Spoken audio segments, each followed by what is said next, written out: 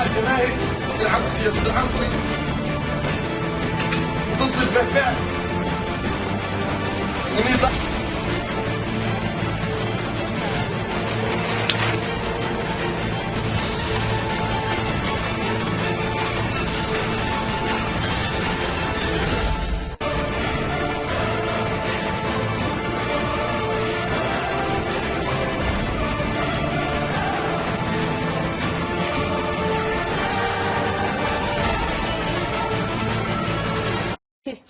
Pourquoi la Mauritanie est un cas aussi particulier, notamment en Afrique de l'Ouest?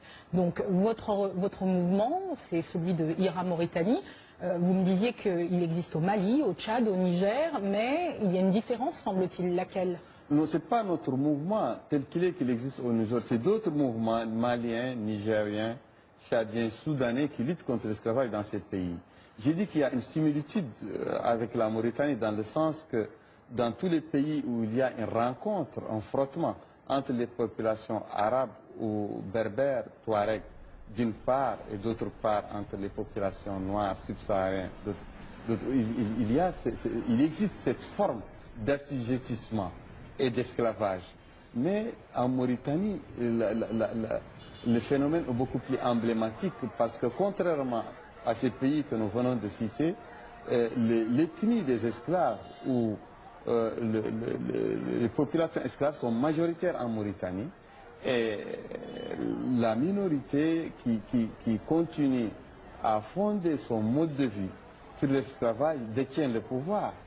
Et son code d'honneur est fondé sur l'esclavage, son mode de vie est fondé sur l'esclavage et il y a l'aile d'extrême droite des hommes politiques et des leaders tribaux et religieux arabo-berbères sont dans le camp du pouvoir seulement si le pouvoir obtempère à laisser l'impunité ambiante sur les pratiques esclavagistes qu'ils pratiquent eux-mêmes. Et c'est pourquoi le pouvoir est obligé de défendre le mode de vie des milliers desquels il tire sa légitimité politique. Parce que le pouvoir en Mauritanie est un pouvoir militaire, ce n'est pas un pouvoir démocratique qui est arrivé au pouvoir par les urnes. Et donc sa seule légitimité qu'il tire, c'est le soutien indéfectible dont il bénéficie de la part des chefs religieux, des chefs des lignages tribaux qui sont esclavagistes. Et il est obligé de respecter ici une tradition de la France coloniale, car la France coloniale avait eu des pactes solides mais non écrits avec les dignitaires tribaux et religieux arabo-berbères pour tolérer leurs pratiques esclavagistes. Donc nous sommes dans la continuité de l'État mauritanien qui a existé depuis... C'est une suite de l'histoire.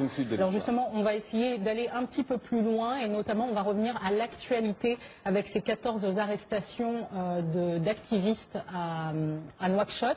Et on me dit qu'on a en ligne Alioune Tine, le directeur de Amnesty International.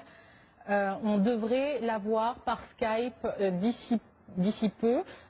Une dernière question rapidement avec vous, avant qu'on donne la parole à Alioune Tine. Le 13 août 2015, la loi sur l'esclavage, du moins pour lutter contre l'esclavage, est votée. Des changements depuis? Non, pas du tout. Le gouvernement mauritanien édicte des lois contre l'esclavage pour apparaître comme fréquentable du point de vue aux yeux de la communauté internationale, mais jamais ces lois n'ont été appliquées.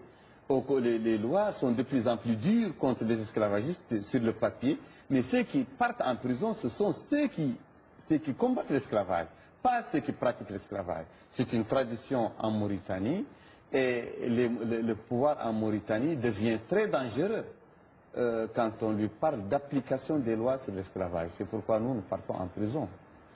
Alioune Tine, vous êtes en ligne avec nous depuis Dakar. Est-ce que vous m'entendez? Bonsoir. Alioune Tine?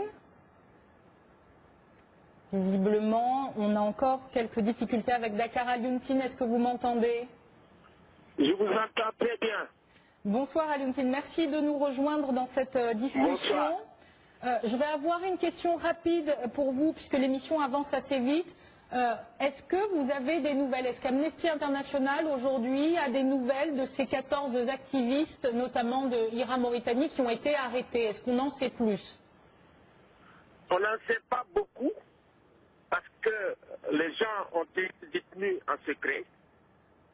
Et à ma connaissance, ils n'ont pas accès ni à un avocat, ni à leur famille, ni même à un médecin en cas de besoin.